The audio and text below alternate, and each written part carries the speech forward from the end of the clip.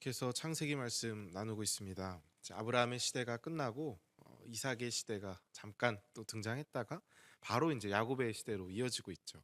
그래서 오늘 본문은 야곱이 이제 우여곡절 끝에 그 아내를 두 아내 레아와 또 라헬을 원래 얻으려 했지만 레아를 먼저 얻게 되고 그 이제 두 아내 레아와 라헬의 좀 불꽃 튀는 경쟁이 좀 벌어지고 있습니다. 야곱은 아시다시피 레아가 아닌 라헬을 사랑했습니다. 애초에 이제 처음 가서 한눈에 반한 대상이 라헬이었고 사실 레아는 눈에도 안 들어왔거든요. 근데 뭐 어찌 보면 당연한 그런 야곱의 편애일지도 모르겠어요. 그래도 야곱이 그래도 아무리 그렇다고 하지만 자신의 그 첫 번째 아내 레아도 사랑해줘야지 않겠습니까? 그런데 야곱은 이제 절대로 레아를 어떻게 뭐 사랑했다, 아꼈다 이런 말이 등장하지 않아요. 성경은 그렇게 표현하지 않습니다. 그래서 야곱의 어쩌면 그런 불완전한 사랑을 좀 그리고 있습니다. 나중에 그 아들을 사랑하는 그 모습도 보면은 편애를 하잖아요. 그러니까 사랑의 완전치 못함을 보여주는 거죠. 그러나 이제 하나님께서는 레아를 불쌍히 여기셨습니다. 그래서 그녀의 태를 열으셔서 아들들을 이제 쭉 낳게 하신 게 어제 말씀인데 뭐 루벤과 시몬 또 레위와 유다까지 낳으면서 레아를 이제 위로가 되죠. 근데 이 모습을 보고 오늘 말씀에서 보시다시피 라헬이 이제 그의 언니를 시기하기 시작합니다. 그리고 그 분노를 이제 남편 야곱에게 쏟아내죠. 내게 자식을 낳게 하라. 그렇지 아니하면 내가 죽겠노라. 좀 언행의 수위가 셉니다. 사실 이 레아가 아이를 잘 낳잖아요. 그리고 뭐 시녀들도 낳고 했을 때 어떤 생물학적인 문제가 있다면 사실 그들도 알았을 겁니다. 이게 야곱에게 문제가 있는 게 아니라 라헬 본인에게 있다는 걸 알 텐데 그 자신의 불임이 마치 그 야곱의 책임인 양 이제 불평을 하고 있다는 거죠. 그래서 야곱도 대답하죠. 아이를 낳게 하는 건 하나님이신데 내가 하나님을 대신하겠느냐. 참 답답했을 겁니다. 야곱도. 당시에 뭐 어떤 불임 테스트를 할 수 있는 것도 아니고 뭐 문제가 뭔지 뭐 초음파를 볼 수 있는 것도 아니고 더군다나 당시에는 이런 출산이 정말로 그 하나님의 축복이라는 인식이 당연했습니다. 그래서 뭐 지금도 그렇지만 그때는 얼마나 더 했겠습니까? 신의 어떤 뜻이었다 막 이런 거죠.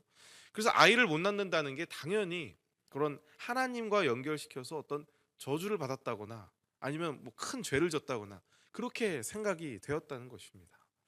결국에 이 라헬은 굉장히 힘들었어요. 그래서 이걸 어떻게 좀 타파하고자 오늘 말씀에서 시녀 빌하를 그에게 주죠. 그래서 아이를 낳게 합니다. 그 아이를 마치 자신이 낳은 아이처럼 이렇게 여기게 되죠.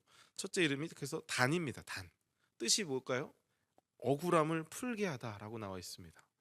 얼마나 이 라헬의 마음이 정말 가난한 그런 상태였는지를 알 수 있습니다. 자식을 못 낳은 그런 부부들은 알 수 있겠죠. 이 마음을. 얼마나 이게 왜 나만 안 됩니까? 하면서 이제 그 시녀를 통해서 낳은 단 억울함이란 뜻입니다. 그리고 빌하가 아들을 또 낳습니다. 그 시녀가 그 이름을 납달리라고 하죠. 그 뜻이 경쟁함입니다. 말씀에서도 나오죠. 내가 언니 아이 경쟁에서 이겼도다. 근데 여러분 이게 이긴 겁니까? 경쟁이 크게 경쟁에서 이겼다. 전혀 그렇지 못하지만 라헬의 그 가난한 그런 정말 간절한 바램을 뜻하는 거죠. 라헬에게는 오로지 언니 레아와 경쟁해서 이길 생각뿐이었어요. 그녀의 그 전체적인 어떤 이때까지의 모습을 보면은 그녀의 마음속에는 내가 저 언니를 이기리라. 참 이게 아이러니한 모습 아닙니까? 당시 사회에서 자식이라는 게 참 하나님께 받을 수 있는 가장 큰 축복이었습니다. 근데 이들은 그 받은 축복으로 인하여 경쟁을 하고 있어요.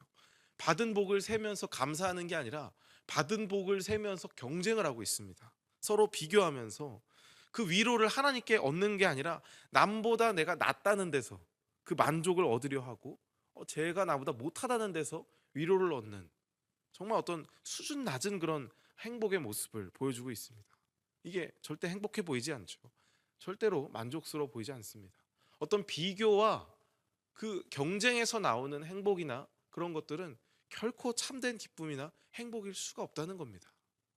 그래서 레아는 또 그걸 보고 반응을 합니다. 그래서 자신의 시녀 실바를 또 야곱에게 주죠. 그래서 자식을 낳게 하는데 그래서 쭉 이제 계속해서 경쟁과 싸움과 그 자식이라는 가장 큰 축복을 통한 경쟁과 그런 시기뿐인 거예요. 그래서 14절에 이제 본격적으로 두 자매의 축복 비교 대결이 시작이 됩니다. 누가 더 축복을 많이 받았느냐 하면서 이제 레아의 아들 르우벤까지 그 전쟁에 참전을 하죠.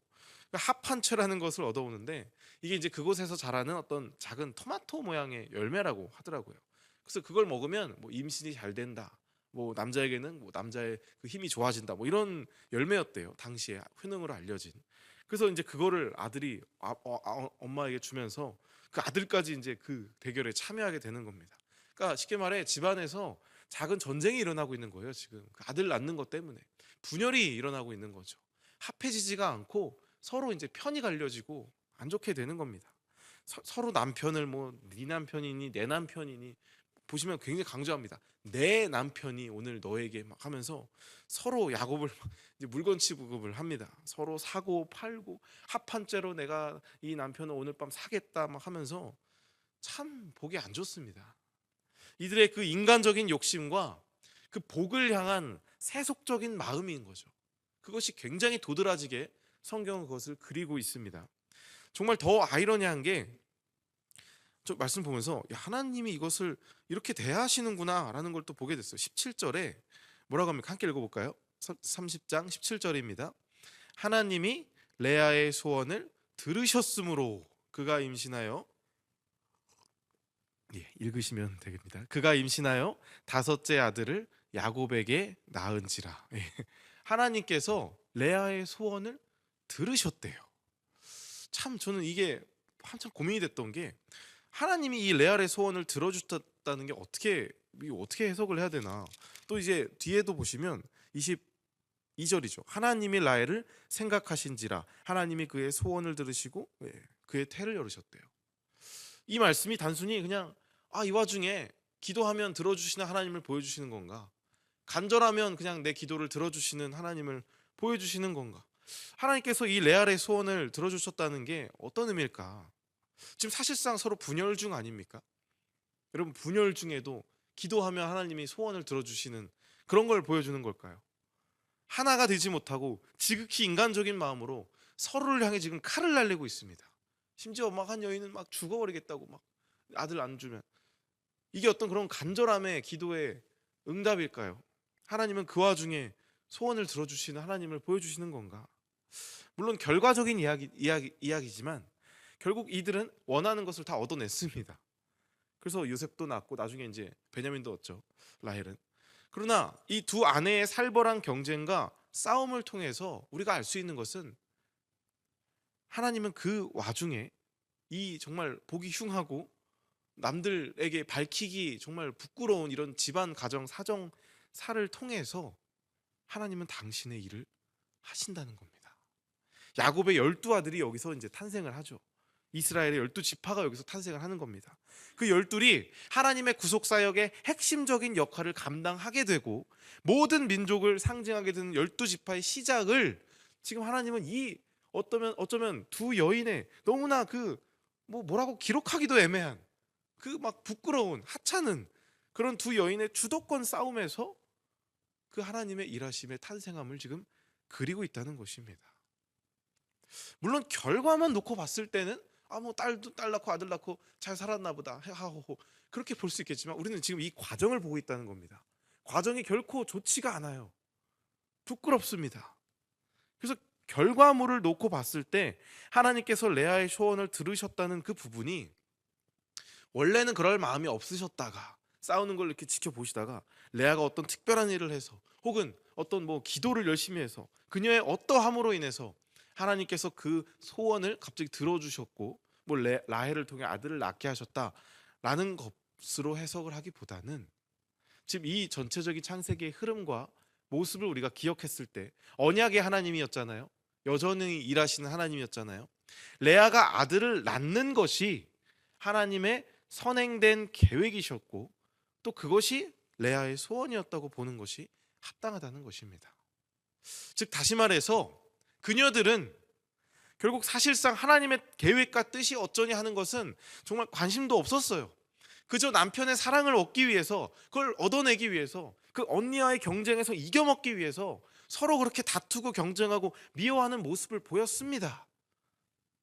그러나 여러분, 하나님께서는 그런 그들의 연약함과 인간적인 모습 위에서 일하시고 계시고 도리어 그 부족한 모습을 들어 사용하셔서 당신의 선함으로 결과를 내시는 모습을 우리가 확인할 수 있다는 것입니다.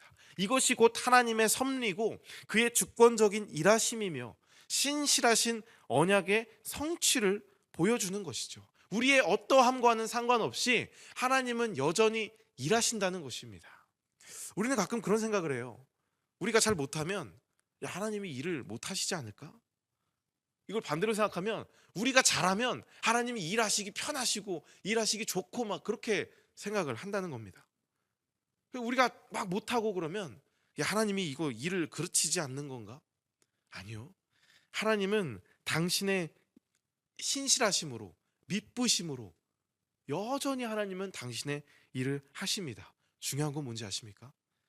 그 일하심과 내가, 여러분이 무슨 상관과 관계가 있냐는 것입니다. 우리가 얼마나 그 일하심에 동참하고 있냐는 것입니다. 하나님은 일하세요. 하나님은 당신의 그 선하심으로, 신실하심으로 하나님의 뜻을 이루십니다. 그럼 우리는 뭐냐는 거죠. 그 일하심에 얼마나 동참하고 있고 얼마나 기쁨으로 참여하고 있고 추구하고 있냐는 것입니다. 네, 우리는 사실 우리의 인생을 살 수밖에 없어요. 아무리 교회에서 어떻게 하지만 사실 내 삶이 더 중요한 게 우리입니다. 안 그러려 노력하고 깨어 있으려고 하지만 어느 순간 다시금 우리의 시선은 그냥 내 삶의 만족, 평안, 기쁨에 매몰되어 있을 때가 참 많습니다. 그래서 좀 그게 안 풀리면 막 간절하게 기도도 했다가 좀 평안하다 싶으면 그냥 이렇게 되는 게 결국 우리일 수밖에 없어요. 그래서 그것을 얻지 못하고 조금이나마 잃게 되었을 때 그때 조금 우리는 즉시 불안해하죠. 간구하죠. 기도하죠. 막 불평, 원망이 또 나올 때가 있습니다. 라헬은 여러분 사실 보면 그녀의 인생이 아들만 없었을 뿐이지 사실은 그 남편의 사랑을 독차지하는 입장 아닙니까? 언니 레아에게는 그게 평생의 소원이에요. 그 남편의 사랑을 좀 받아보는 게. 근데 라헬은 그 자식을 못 가졌다는 그 결핍으로 인해서 그녀로 하여금 그 남편의 사랑마저 하찮은 것으로 여기게 된다는 것입니다. 도리어 분노의 대상이 되어버리는 거죠. 그런 경험 있지 않으십니까? 뭔가 다 가진 것 같은데 어떤 하나의 문제 때문에 이 가진 모든 것들이 하찮아 보이고 그냥 이것만 내 눈앞에 있는 거예요. 어쩌면 그 나의 어떤 삶 자체가 누군가에겐 꿈의 삶일 수도 있고, 참 선교를 가면 그런 걸 참 많이 저는 깨달았던 것 같아요. 이 평범한 나의 누리는 삶이지만 내가 이걸 감사가 안 나오는 거죠. 근데 이들에게는 저희 이런 평범한 삶이 꿈 같은 삶이고 정말 상상조차 못한 삶인데 저는 이러한 삶을 누리고 살면서도 뭐 하나 못 가진 거, 뭐 하나 조금 아픈 거, 뭐 하나 가시 박힌 거, 뭐 하나 뭐 잘 안 풀리는 거, 그런 것 때문에 그냥 하나님 어떡해요 이러고 있는 제 모습이 어쩔 땐 너무 그 갭이 커 보이는 겁니다. 하나님 날 보시기엔 도대체 어떻게 생각하실까? 정말 안 그러려고 노력해요. 하나님의 뜻을 찾고 싶고 그에 합당한 삶을 살고 싶고 자족하고 기뻐하면서 평안을 누려서 정말 하나님의 뜻에 동참하면서 하나님 뜻이 무엇입니까? 기도하며 구하고 살고 싶지만 어떤 상황적으로라든지 말씀으로라든지 제 그런 개인의 기대와 바람에 부응하지 못하는 그런 응답이 왔을 때 하나님의 그런 나의 이끄심을 경험할 때 당장 마음에 실망이 되고 힘들어지는 저를 보면서 야, 좀 언제 성장하지? 아직도 이 수준이구나 스스로 느껴질 때가 참 많다는 것입니다. 여러분은 어떠신가요? 어떤 신앙을 하고 계십니까?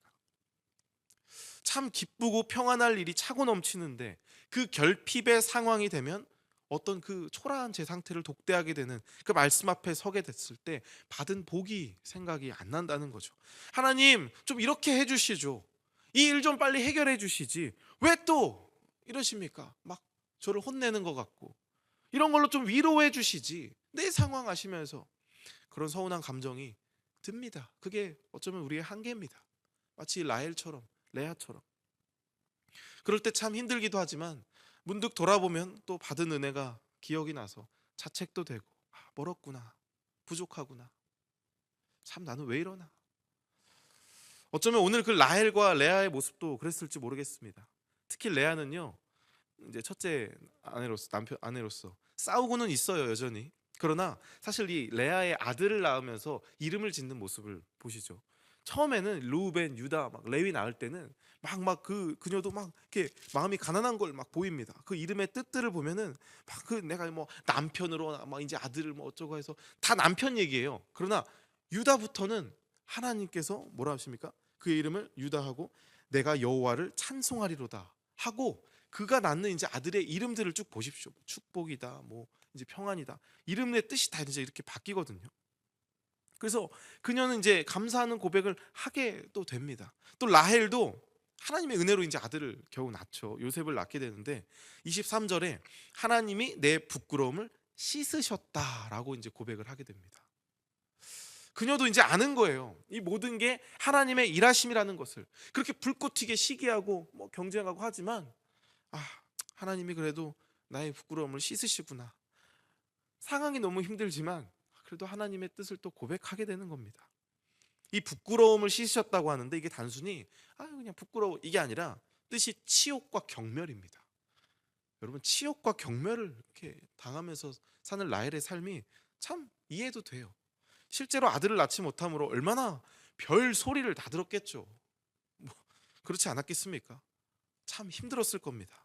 그렇게 시기와 질투로 얼룩진 삶을 몇십 년을 살아가는데 중요한 것은 그럼에도 불구하고 이런 인간됨과 사랑 없음과 각종 시기와 분열과 탄식과 그 울부짖음에 둘러싸인 인생으로 정말 어쩌면 나는 하나님의 뜻에 합당한 삶을 살고 있는가 고민되는 그런 삶일지라도 중요한 것은 하나님께서 그들의 삶을 여전히 붙들고 계시고 그 모든 연약함과 부족함 위에서 당신의 일을 하고 계셨다는 바로 그 사실입니다. 그것이 바로 이들에게는 가장 큰 위로였을 것이고, 그게 깨달아지는 순간 하나님 일하시고 계시는구나 라고 깨달아지는 순간 이들의 모습은 하나님을 찬양하는 것이었다는 것입니다. 우리의 삶이 그럴 수 있습니다. 그러나 여러분, 그 하나님의 여전히 일하심을 깨달아야 합니다.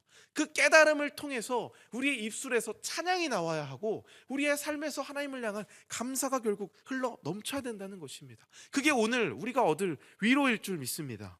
여러분, 하나님께서 레아의 소원을 들어주신 게 레아에게 위로였겠습니까? 결국 요셉을 라헬에게 낳게 하신 게 라헬에게 위로였겠습니까? 우리의 위로는 하나님께서는 사람의 어떠함과는 상관없이 여전히 당신의 언약의 흐름대로 일하신다는 것입니다. 그래서 하나님의 뜻대로, 계획대로, 주권적으로 일하신다는 그 하나님이 여러분에게 참된 위로가 되시기를 소망합니다. 비록 레아와 라헬은 그것을 깨달지 못할 때도 있었어요. 아들 낳고 딸 낳고 거기에 집중된 상태였을지라도 하나님은 여전히 일하시고 계시고 그의 계획을 행하고 계시다는 것. 바울도 그래서 그 힘들어하는 로마 시민들에게 이렇게 말했습니다. 로마서 8장 28절에 우리가 알거니와 하나님을 사랑하는 자 곧 그의 뜻대로 부르심을 입은 자들에게는 모든 것이 합력하여 선을 이루시느니라. 여러분, 하나님을 사랑하십니까? 그의 뜻대로 부르심을 받은 자임을 믿으십니까? 그렇다면 여러분에게 하나님께서는 모든 것이 합력하여 선을 이루십니다. 여기서 말하는 모든 것이란 좋은 것만 말하는 게 아니겠죠. 우리의 삶에 어찌 좋은 일만 일어나겠습니까? 여러분들의 그 모든 모습들, 때로는 원망도 하고 주저하기도 하고 대체 하나님 왜 그러십니까? 그래서 아무것도 못하는 그런 상황일지라도 그런 부족하고 연약한 모습이 있지만 여러분이 하나님을 사랑하는 자, 곧 그의 뜻대로 부르심을 입은 자라면 하나님께서는 모든 것이 합력하여 선을 이루십니다. 그럼 우리의 반응이 어떠해야 될까요? 바로 그 다음 절에 이어지죠. 모든 것이 합력하여 선을 이루셔서 그냥 가만히 서서 하나님 일하시나 보다 그냥 한번 보자, 그게 아니라 29절에 바로 이렇게 말합니다. 하나님이 미리 하신 자들을 또한 그 아들의 형상을 본받게 하기 위하여 미리 정하셨다. 여러분, 하나님께서 여러분에게 모든 것이 합력하여 선을 이루시려는 그 목적과 이유는 명확합니다. 바로 그 아들의 형상을 본받게 하기 위함입니다. 우리로 그렇게 살게 하려고 하시는 것입니다. 그냥 가만히 있는 게 아닙니다. 그냥 하나님이 일하시겠지 하고 그냥 가만히 있는 게 아니라 하나님의 형상을 본받게 하는 삶을 살게 하시기 위해서 하나님은 모든 것이 합력하여 선을 이루시는 분이라는 겁니다. 결코 가만히 냅두지를 않으십니다. 하나님의 사랑받는 성도 여러분, 오늘 이 말씀을 통해 우리가 가질 마음이 어차피 일하실 하나님이니 마음대로 하십시오, 뭐 마음껏 싸우십시오, 불평하십시오, 계속 그렇게 원망하십시오가 아닌 이유입니다. 하나님의 언약에 신실함이 있습니다. 내 처한 상황과 고난, 아픔, 힘듦, 그 모든 것이 합력하여 선을 이루시는 하나님의 완전함, 일하심이 분명 있습니다. 그 목적은 분명합니다. 우리로 하여금 그 아들의 형상을 본받게 하기 위함. 그 본받음, 하나님을 추구하는 그 마음, 우리가 거기에 동참하고 구하며 나아갈 때에 주어지는 그 관계적 기쁨과 평안이 있습니다. 이건 결코 세상에서 주어지는 게 아니에요. 어떤 소원이 성취 때문에 주어지는 기쁨이 아닐 겁니다. 하나님의 뜻을 알 때에, 그를 닮아갈 때, 누가 닮아갑니까? 자녀가 그 형상을 본받습니다. 또 참된 제자가 그 스승을 본받습니다. 여러분 자녀잖아요. 예수님의 참된 제자 아니십니까? 그러면 그 자녀만이 누릴 수 있는 참된 기쁨, 그 제자로서 나의 스승을 닮아갈 때 누리는 그 참된 기쁨과 평안을 누리는 저와 여러분 모두가 되기를 주님의 이름으로 간절히 소망합니다.